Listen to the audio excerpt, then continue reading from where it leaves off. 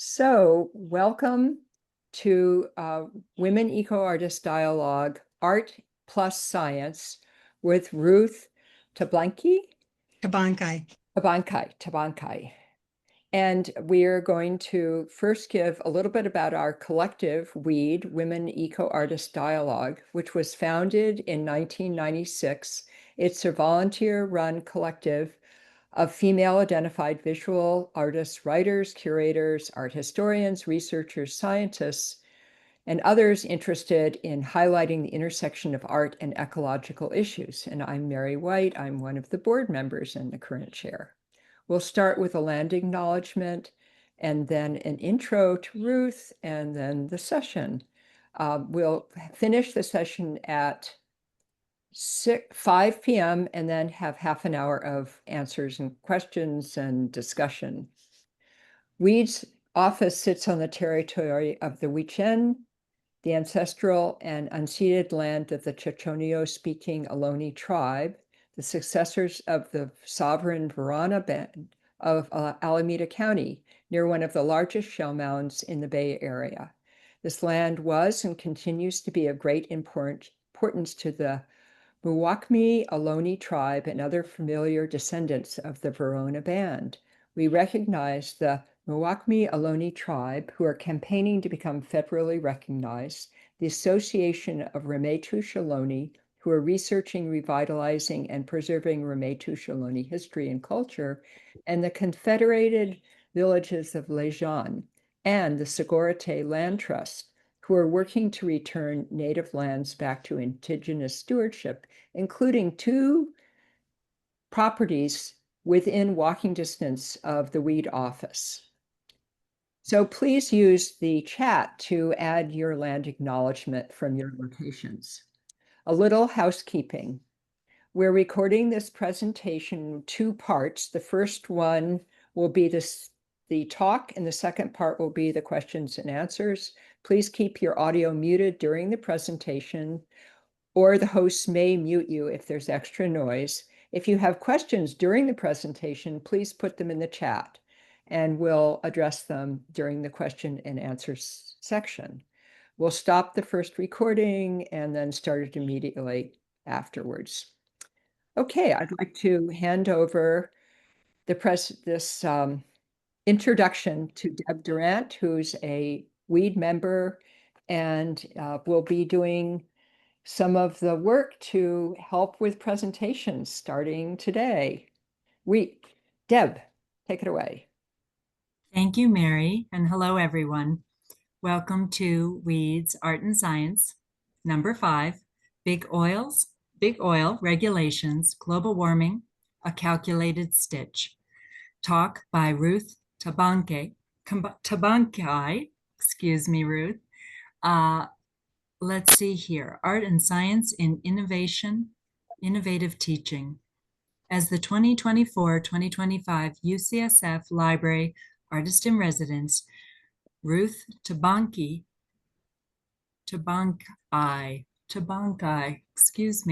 used the Library Archives Special Collections and Industry Documents Library to research fossil fuel industry's response to the governmental regulations that resulted from the passage of the Clean Air Act and mandates developed by the United Nations and the United States regulatory bodies. The exhibition, Big Oil, Global Warming, and A Calculated Stitch, includes artworks based on her research and created with plastic discards from the medical center. She also researched artifacts in the health sciences collection, mainly vintage medical instruments, and she will also talk about her other bodies of work, including coral reef bleaching, organisms that digest plastic, microbiology,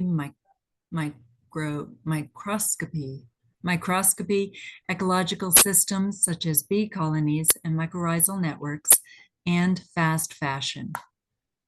Let me read you a short biography. Ruth Tabancay began her adult professional life as a hospital laboratory technologist, then as a physician in private practice, and finally as an exhibiting artist. An innate love of science led her to major in bacteriology in college, which would form the basis of her early artwork. Then her concept centered around microscopy and scale using the textile techniques, crochet and knitting, that she taught herself as a child, as well as the scanning electron microscope, computerized jacquard loom, and textile techniques such as felting, embroidery, and material-based art. More recently, her work concerns environmental issues such as bleaching of the coral reefs, organisms' abilities to digest plastic, sustainable alternatives to fast fashion, and ecological systems such as mycorrhizal networks and bee colonies. Ruth is a graduate of University of California, Berkeley, University of California, San Francisco School of Medicine, and California College of Arts. Her work has been exhibited nationally and regionally, including the Textile Museum in Washington, D.C., the World Finance Center in New York City, the Museum of Craft and Design in San Francisco, the San Jose Museum of Quilts and Textiles, and she has just finished up her UCSF Library Artist in Residence for the 2024-2025 season. Ruth lives in Berkeley, California. Ruth. Welcome. Okay. Hi. Thank you, Mary and Deb, for those introductions. I'm Ruth Tabancay, and I'm honored to be asked by Weed to present to you today. And thank you, everybody, for setting aside your time this afternoon. I want to acknowledge that I'm talking to you from my home in Berkeley, California, the ancestral, traditional, and unceded homeland of the Chochenyo-speaking Ohlone people who have lived here since time immemorial. As Deb was saying, in June, I completed a year-long artist in residence through the University of California, San Francisco Library. And as you know, UCSF is a world-renowned public university focused exclusively on the health and life sciences. The artist in residence included research in the library's special collections, archives, health sciences collections, and the industry documents library. And also an exhibition of the artwork created in response to my research. Today, I'll be talking about the research for the residency, as well as some of my other environmental works. Okay, now I'm going to back to sharing my screen.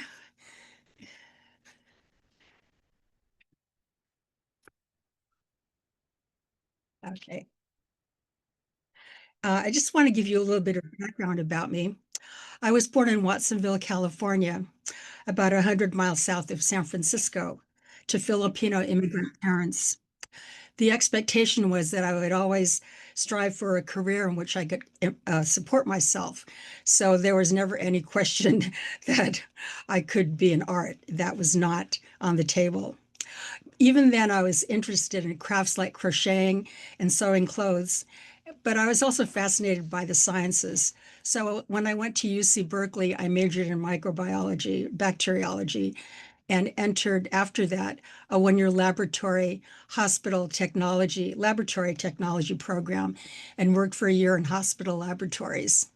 But it became clear to me that I was not done learning and I wanted to do more than be in a laboratory for the rest of my life.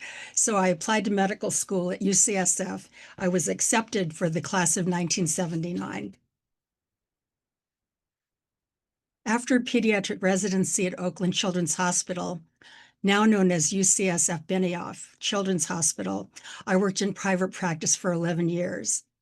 All this time I was still sewing and crafting, attending workshops and classes. My husband was an anesthesiologist at Children's Hospital, and with 3 young children, our lives were pretty complicated, very busy. So at some point, I knew I couldn't do everything, and I wouldn't be happy practicing for another 25 years. So I had a lot of family support for leaving medicine and going to art school, which I did at California College of the Arts. And to give some context to the artist in residence, I'm just going to start with how I came to be selected with the work I had accomplished at that point. So when I applied in, I believe it was 2023, took me 2 rounds to get the residency. I had done just the early works with the environmental issues. Let me go here. Okay. In 2017, I was asked to make work for an Earth Day show.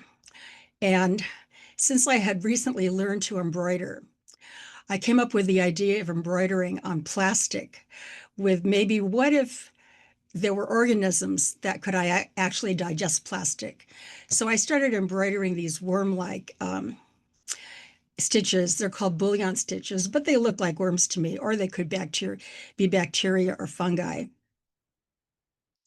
And then I found these styrofoam meat trays that I embroidered. And to me, these really even look more like mealworms. This is one of my favorite stitches. It turns out that the research for mealworms digesting styrofoam was happening all over the world. Mealworms, larvae of the darkling beetle, the Tenebrio molitor, Tenebrio obscurans, and Sophobus morio have been found to digest polystyrene, commonly known as styrofoam. So from there, I started embroidering all kinds of plastic. And you can see here, there are more meat trays, face masks, all kinds of plastic bags. That orange piece is a piece of bubble wrap. I embroidered on clear bubble wrap as well. I tried embroidering on plastic party cups, straws, vegetable tags, anything that I could find that I could put a needle through was fair game. Other organisms that have been found to digest plastics are Galleria melanella, which is a waxworm that actually is a beehive pest, and that digests polyethylene. Aspergillus tubangensis digests polyester, polyurethane, and Bacillus pseudoformis can digest low-density polyethylene.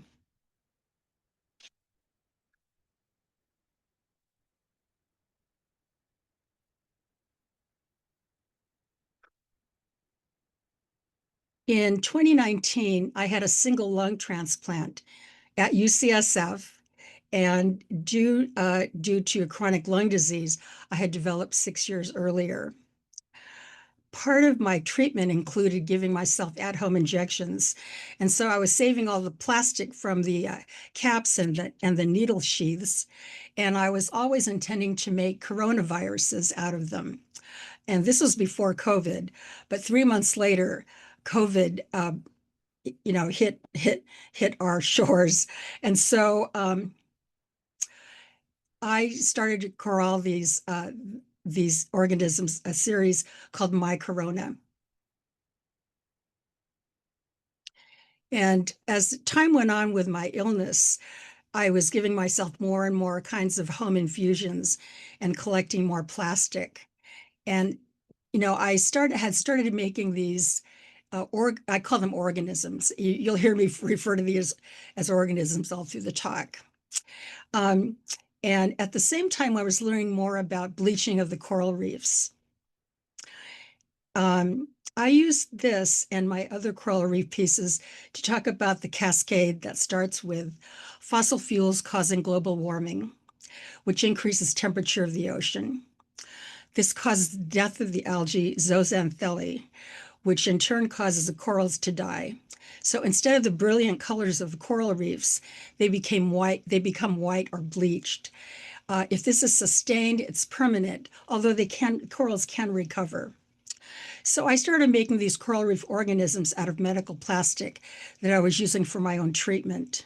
And you can see vial caps, needle caps, sheaths, tubing plugs, and lots of oxygen tubing.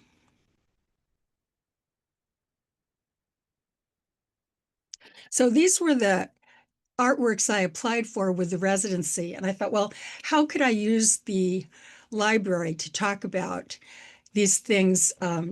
Because the library is dealing with life sciences, mostly human sciences, human science research. So I started working backwards from plastic. plastic is made from fossil fuels. I work backwards to where all this starts, and I came up with uh, the corporations that are responsible for fossil fuels, responsible for monetizing them, manufacturing them, extracting them. And I decided I would research how these corporations would respond to the governmental regulations that were yet to come for them. I'm going to present next a summary of the research that I did during the artist in residence. And I usually don't like to read, but I don't have any visuals. And this is all based on facts and research. However, I do want to say if I squeak in an opinion somewhere, it's my own opinion and not necessarily not that of the library. Luckily, the Industry Documents Library has a big fossil fuel collection of documents. And these are original documents. They've been scanned. They're scanned paper documents. And I was looking at original documents from the 70s, 80s, and 90s for my research. So this is not something where I Googled the latest thing and incorporated that into my research for the library. This is a lot of historical information, but I would like to leave it to you, knowing what's happened lately in this country, as I'm talking about this historical research. You know, you can make comparisons in your own mind about what this country was like then and what's happening now. My narrative starts in 1970 with increasing concerns about the environment, increasing public concerns about the environment led to the first Earth Day, held on April 22nd, 1970. And this was a key turning point for the American public's consciousness about environmental problems. It was also the year of the Clean Air Act, the National Environmental Policy Act, and the establishment of the Environmental Protection Agency. So the Clean Air Act of 1970, signed by Richard Nixon on December 31st of 1970, authorized the development of comprehensive federal and state regulations to limit emissions from stationary and mobile sources. At about the same time, the National Environmental Policy Act established the EPA on December 2nd of 1970 to implement the requirements included in the Clean Air Act. In 1989, President Bush proposed amendments to the Clean Air Act that address three major threats to the nation's environment and health. And those are acid rain, urban air pollution, and toxic air emissions. Enforcement authority was expanded among other emissions tightening regulations, and these bills were passed overwhelmingly by Congress. In the House, they passed 401 to 21, and in the Senate, they passed 89 to 11. So what does this mean for big oil? With the Clean Air Act, the EPA had the authority to regulate fuels. Earlier versions of the Clean Air Act, and there were versions going back to the 1950s, did not have any authoritative power behind them. So this was a real turning point. By 1999, lead was banned from gasoline. Sulfur dioxide and nitrogen oxides are the main principal pollutants that cause acid precipitation. The majority, 50% of nitrogen oxides come from cars, buses, trucks with heavy-duty trucks, and buses accounting for a third of the nitrogen oxide emissions and a fourth of the particle pollution. EPA issued rules to cut these emissions by more than 90%.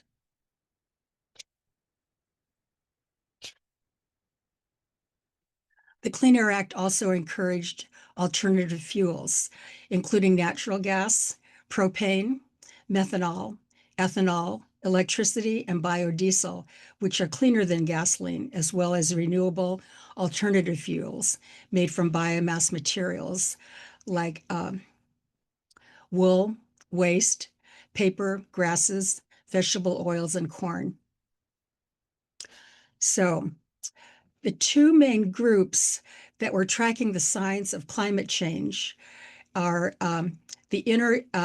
one is from the United Nations, the other is a federal body.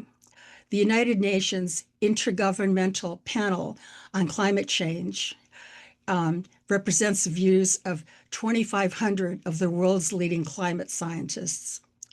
And they provide comprehensive, objective, and balanced assessment of climate change science.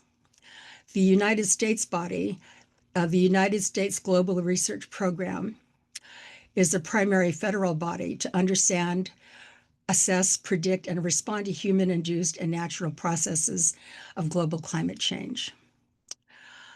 The main oil industry group, countering the findings of these two entities, was Global Climate Coalition. You may recall them being referred to as GCC.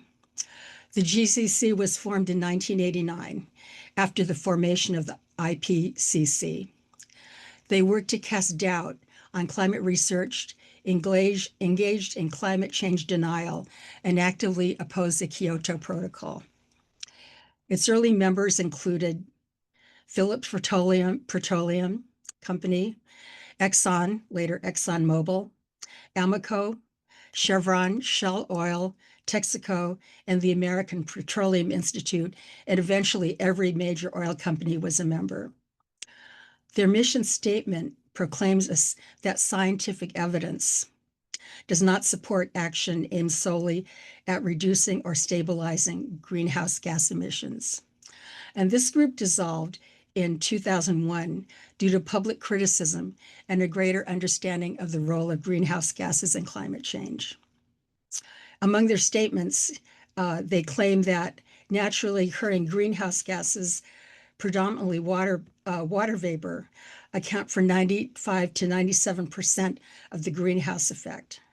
They were critical of climate models that were used to predict temperature, rainfall, and other climate parameters that would result in a change of carbon dioxide. Oil companies themselves put out their own critiques. The Exxon Corporation in 1996 published an article by their CEO, Lee Raymond, called Climate Change, Don't Ignore the Facts. And he linked economic vitality with energy use. He claimed that the UN recommendations to cut fossil fuel were based on unproven theories.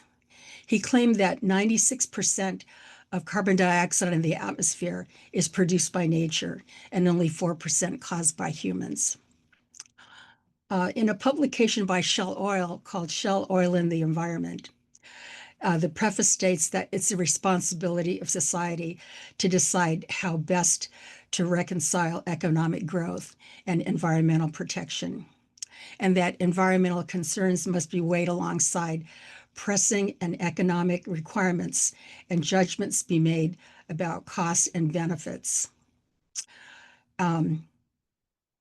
And this is in all my research, and I read dozens of articles about the environment at oil companies.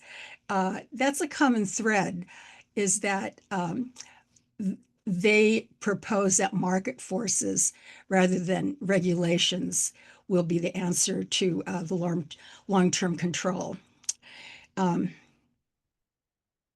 Market instruments more likely to be effective than legislation and regulation. Okay, I'm going to share my screen again.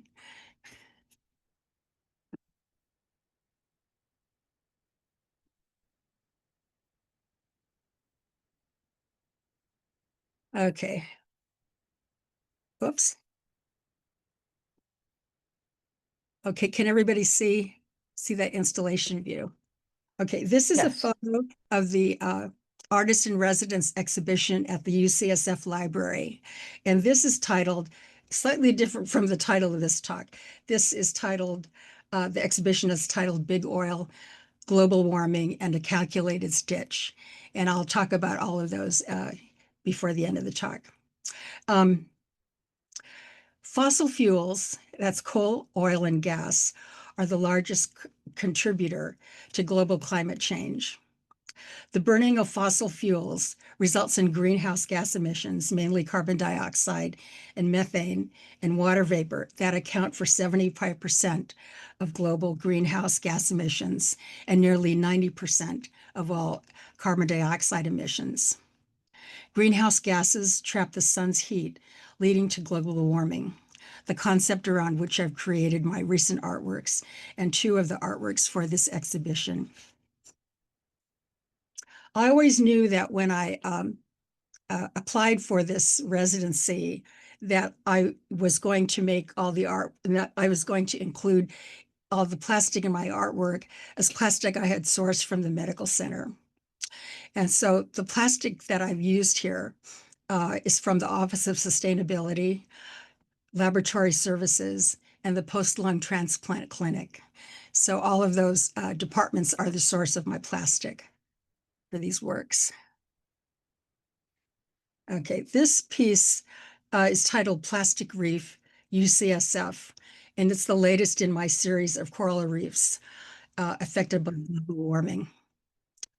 As I talked about earlier with my first coral reef, Bleached, this work has coral reef structures formed by hyperbolic crochet. I think you can see the crochet around the outlines surrounding these organisms. I just want to say that hyperbolic growth patterns are typified, can be represented very well by hyperbolic crochet, and they're characterized by a constant negative curvature. And you see this structure in corals, sea lettuces, sea slugs, and other kinds of plants. The organisms themselves are made from discarded hospital plastic set into polystyrene with pins.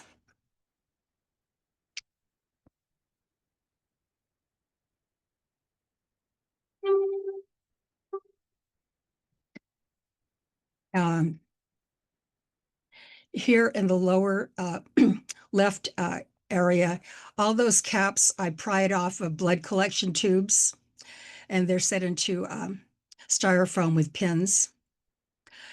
On the right, lower right, those blue curvy things, the ribbons, are tourniquets that are used in, wrapped around people's arm during blood collection. On the upper right, those little tubes are vials from laboratory testing, and also syringe caps and needle caps. Here on the left, you'll see IV tubing, and those little green, I don't know if you can make them out, they're little green rectangles. Those are closures to close off the flow of liquid in IV tubing. All of the round plastic pieces are all snap-off caps from glass vials that would contain IV or subcutaneous medication. There's laboratory vial caps. The lower and the 6 o'clock position, those white bands are called neuro sponge patties, and I've cut them up. You see those little blue threads running through them. Those are radio opaque. So if they get left behind in a patient, they can be located. And they're attached to these, I don't know, maybe 6-inch long strings. So I cut those off and I stuffed them into those test vials that are immediately above. They're blue. And so I just thought it was kind of fun to create something like that looked like, I don't know, DNA strands or some other kind of living organism, the part of a living organism. Created this piece called Vulnerable Monarch, and it's a play on words of the phrase venerable monarch. I wanted to include a regional species that was collected by global warming. That was affected by global warming. So I chose this monarch. I'm located in Berkeley, California, and about 120 miles south is Pacific Grove, and that's a migratory stop for monarchs, either 3,000-mile journey from Canada to Mexico. And as an aside, I know a teacher in Pacific Grove, and there's a big festival where all the kids, every year, where kids dress up as butterflies. I'm sure there's variations on that every year, but that's a celebrated event in that community. Anyway, monarch butterflies rely on environmental cues for reproduction, so they're definitely affected by global warming. They rely on cues for reproduction, migration, and hibernation. And the quality of their only food source, the milkweed, is diminished at higher temperatures. Okay, I just wanted a little close-up. I had a lot of these orange and yellow caps, these snap-off medication caps. And they were the right colors. A little garish though for an actual butterfly, but I wanted to use those. And those little white balls are pledgets that are used during surgery. You can see it in that top one at 12 o'clock. There's a line through that, and that's a radio opaque thread, so they could locate that um, uh, with X-ray if they need to.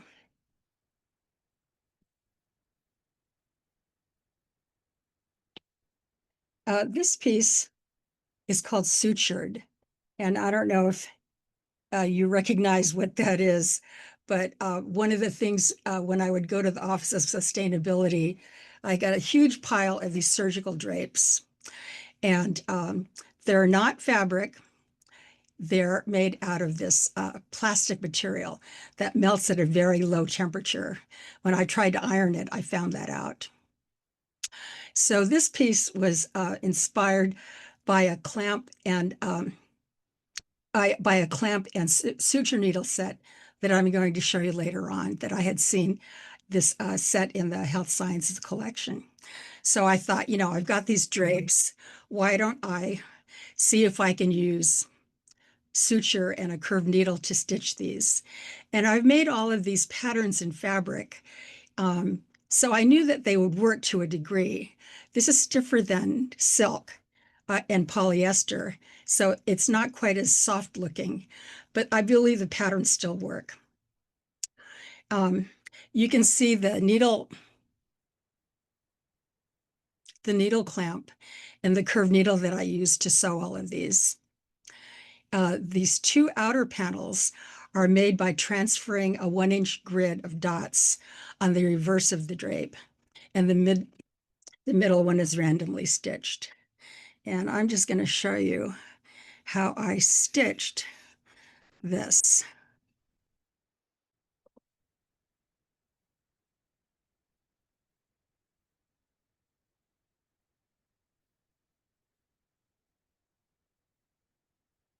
That's a surgical needle holder, and this is surgical suture. The suture is attached to the curved needle.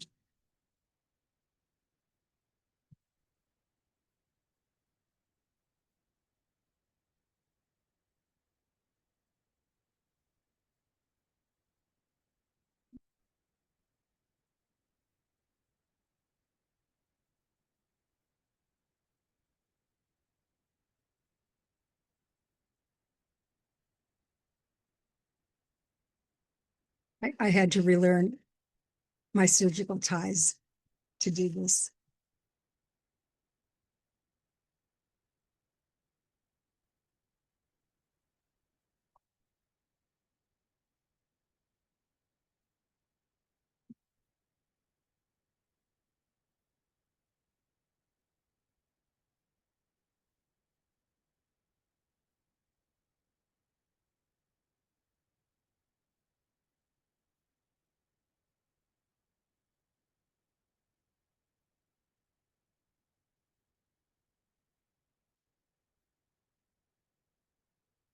And that's what the back side looks like.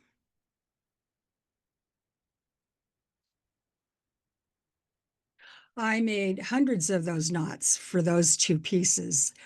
that are in the exhibition. Actually, more, including the middle, but I wasn't using a grid dot for that. That was randomly stitched.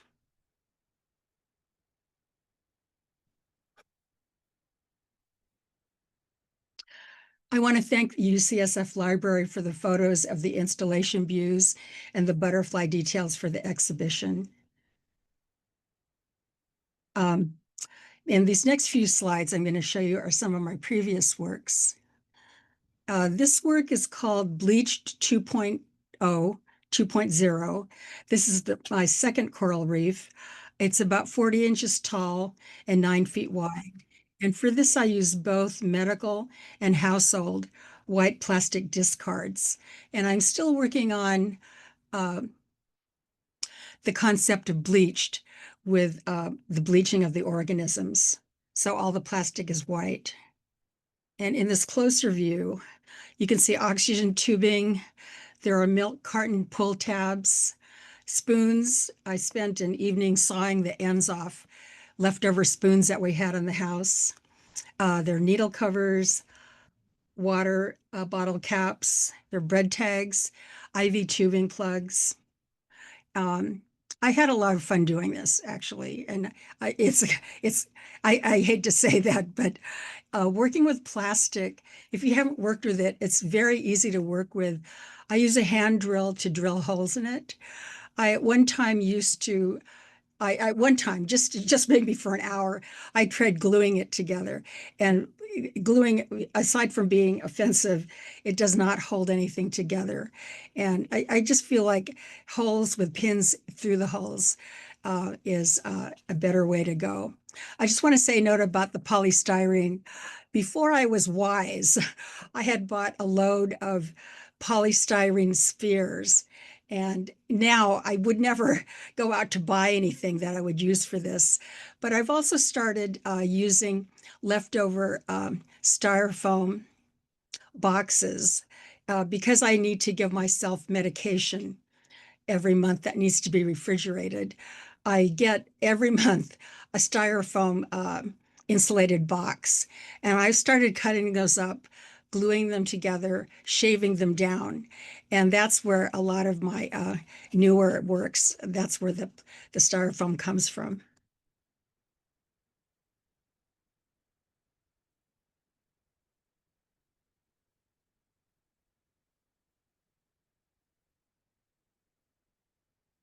I'm sorry, this is not where we're supposed to be. I'm going to stop my share and look at these slides again.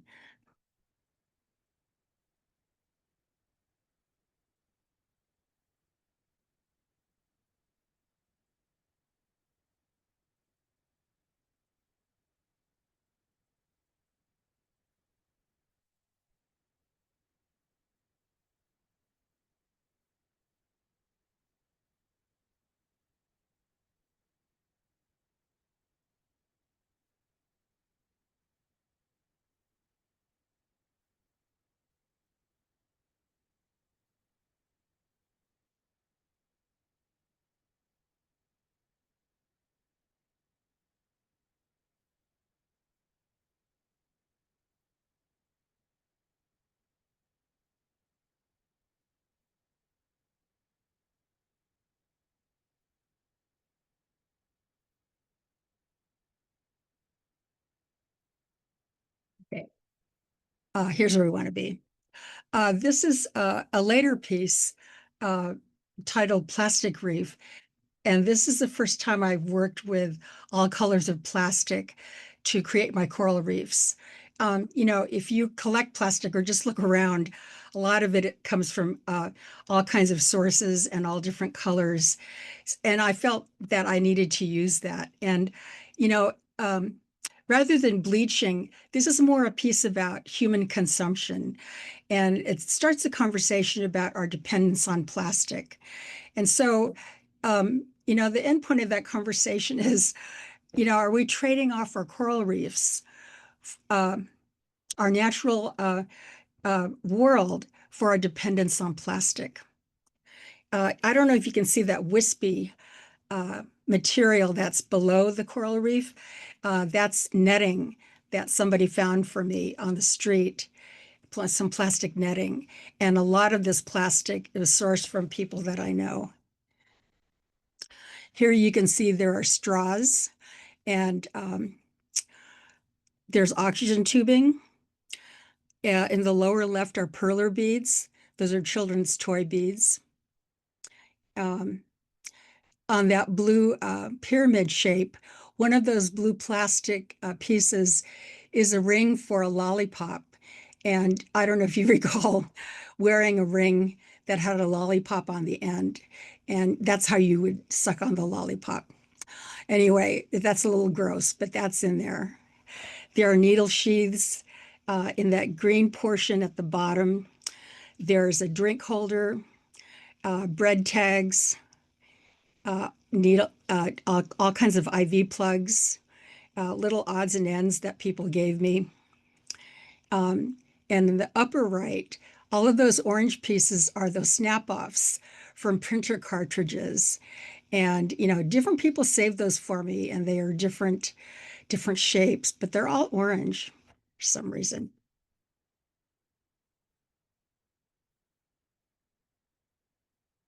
I have two other lines that I'm working on, or two bodies of work that I'm starting. And one of them at this time is called Save a Sweater. And that may change because mostly I'm concerned about the damaging effects of fast fashion, all the way from manufacture to disposal. So where the sweater came from, I hand knit the sweater in the early 80s, and I wore it for a while, and then I stored it. And then when I found it again 40 years later, there were holes in it.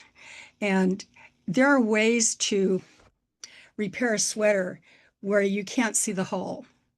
But I wanted to emphasize the hole. I don't have those fine skills. I'm learning them. But, I just started repairing the holes in any way that I could. Um, I learned the technique for hiding the hole, which is fun, but most people who wear fast fashion, they're not that patient. They're not going to learn that technique. So, my thing is just repair it. You can still wear it, and you can make it any kind of fashion statement you want. On the right is the back of the sweater, and on the left is the front of the sweater. So I have several sweaters and a lot of socks at home that I've all hand knit myself that are going to be added to this collection.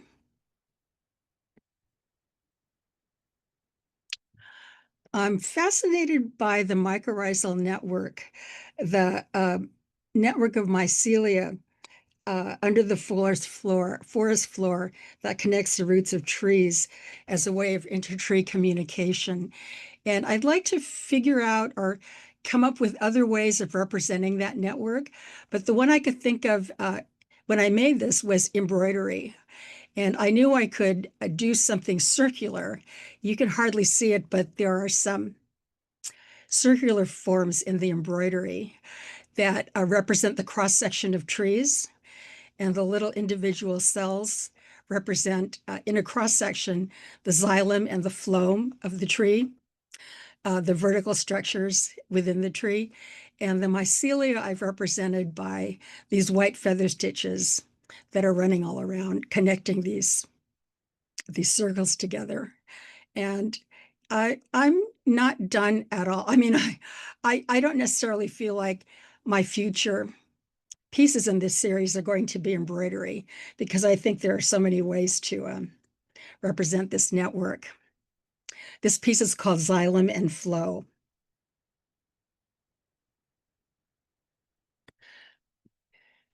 Okay, I wanted to, it looks like there's time, so I wanted to finish the talk with talking about my experience with the health sciences collection at the library.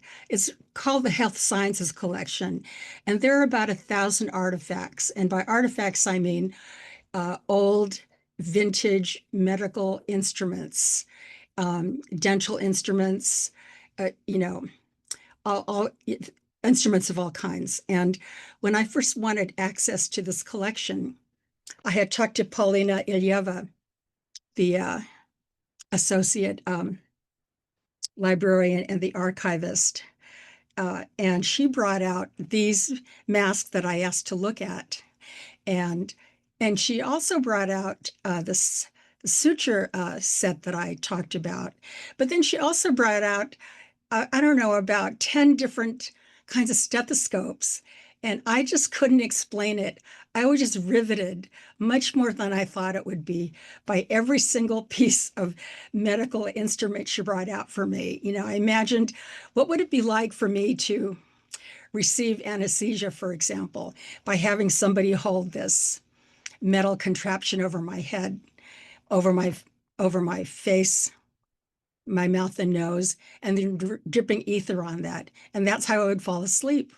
And these other two instruments are meant for that same kind of anesthesia, dripping ether on the membrane. The stethoscopes, anyway, I'll let me I'll get to the other things. But I think that what really impressed me was I was just so surprised that these were so precious to me now. And, you know, I've looked at old things before and have not felt so riveted. That deeply affected me. These are examples of early stethoscopes. And I think, you know, it's partially hidden here. Let me move this. This one in the on the right side, on the lower right, is the closest example to one of the original stethoscope, which was invented by René Laennec in 1816. And from the accounts that I've read, is that, well, before stethoscopes, the operator, the physician, physicians put their ears directly on the patient. And he was reluctant to place his ear on the female patient's chest. So he wrapped a tube of paper. One of the accounts says it's a single tube. Another said it was like more sheets, like 24 sheets of paper wrapped into a tube. And he placed that tube on her chest and his ear on the other open end, and he could hear her heart that way. All kinds of developments happened after that regarding the size. Well, okay, so that was apparently the first experience. And what he remembered is that he recalled that when he was a kid with the fallen log, he would be at one end, and a friend scratching the log at the other end would transmit sound that he would be able to hear. And that's the principle where he thought of the stethoscope. So a lot of these first ones were monaural. You can see the flatter end is for the patient, and the shorter end would be for the operator's ear. And, you know, it's just hard for me to imagine, having been a physician and using my stethoscope, you know, thousands of times, what would it be like if I had to put my ear on every patient? You know, what would that be like? And that kind of thing is what drew me so much into all of these medical instruments. There are, of course, developments along the way, but for these monaural stethoscopes, there was an ideal length, there was an ideal diameter of the hole inside the tube, and you know, a lot of things had been studied to make these better.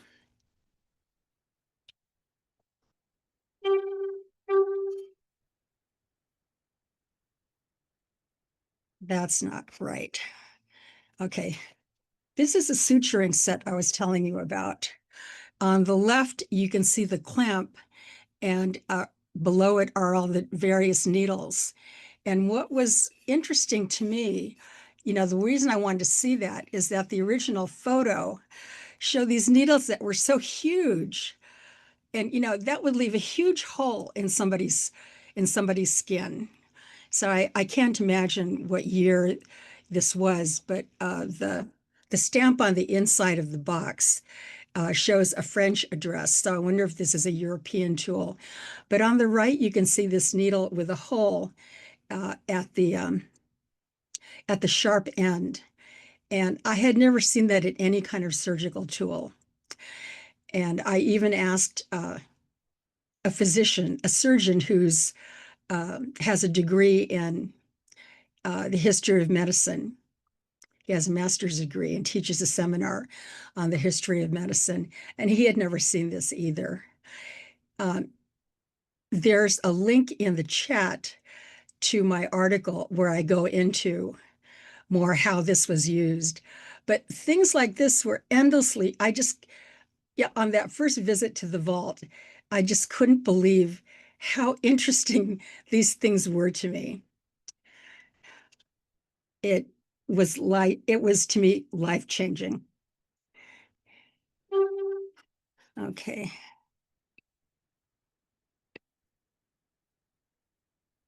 Okay, another one that the hospital, the vault is a climate-controlled room for storing these instruments. There were several amputation sets, and some of them were marked Civil War. And so I started reading about the Civil War accounts of amputations. And actually, it gave me the willies, actually. They could do a battlefield amputation in 3 minutes. And most of the time it was without anesthesia. Often the patient fainted. Sometimes they had to be held down. I guess they did things like they could have alcohol and bite down on a strap, but there's nothing sophisticated. And these kits had a whole collection of knives. There were curved knives, straight knives. You can see a pick in there. And I read descriptions on how to, cut the skin so you can make the right kind of flap to cover the bone. And it's just amazing to me they could do all of that in that short time on the battlefield. Keep in mind there were no antibiotics. And so even before that, amputations were done. Maybe not in such a rushed time, but apparently people refused to have the amputation and would rather die of gangrene. Anyway, the accounts are just fascinating, and I probably spent too much time reading them. But I just wanted to also on the right, there's that chain with the 2 handles is a jiggly saw, and that's still used today. It's a circular chainsaw, basically, and you just kind of, rotate it back and forth. And the advantage then was that the saw could be angled in any direction, unlike that other saw on the left, where you basically have to, you can't angle it in the same way. These tourniquets, I was surprised at how little blood they had on them. They may have been sanitized somehow, but this was the tourniquet they used. It was a screw type, and this is what they used to staunch the blood flow.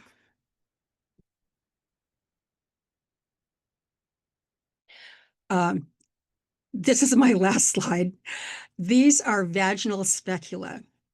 The ones on the left are made out of wood and ivory. And when I first saw these, I thought, gee, that's not very comfortable. And it must be pretty dark down there because, there's no, you can't see the walls of the vagina this way. But I saw pictures of these, many of these, as I was researching.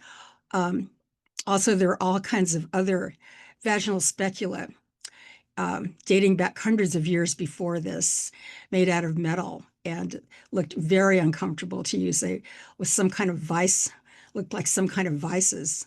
Anyway, these were the ones that were in the collection.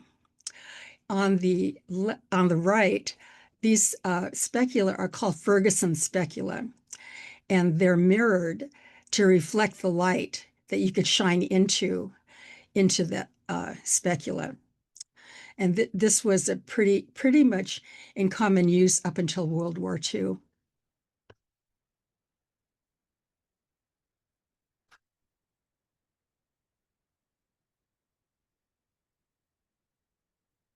So I want to thank you for listening today, and thank you, Weed, for asking me to give this talk. When I was asked at the time, I had not completed the residency yet, and the person asking me did not know that I was going to be talking about it. But, I'm glad that I had that to share with you. I think it puts some context into, what happened, what was going on in the past with the fossil fuel industry and what's going on with it now, regulations and everything else. So anyway, I thank you for being here today. Thank you so much. Let's give a virtual round of applause for Ruth. That was quite fantastic. And it's so refreshing to see an artist who has come with another skill, the medical skill, and bringing these together in a really poignant and phenomenal way.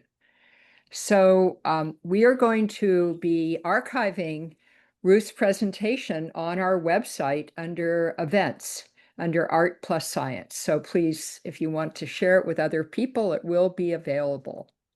What we'll do now is Ruth's going to take a tiny bit of a break here for a moment.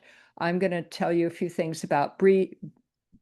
We're going to then close the recording and start again for questions. And please put your questions in the chat right now.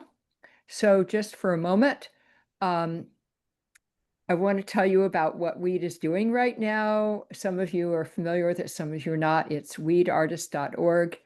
And we have just been almost finished with redoing our website, which has been a 3-year journey.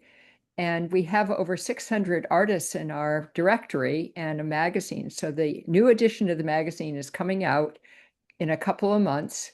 And our membership show, Bodies and Borders, Ecologies of Consent, which actually relates a lot to the medical instruments that you were showing, launches online and in Georgia on October 3rd.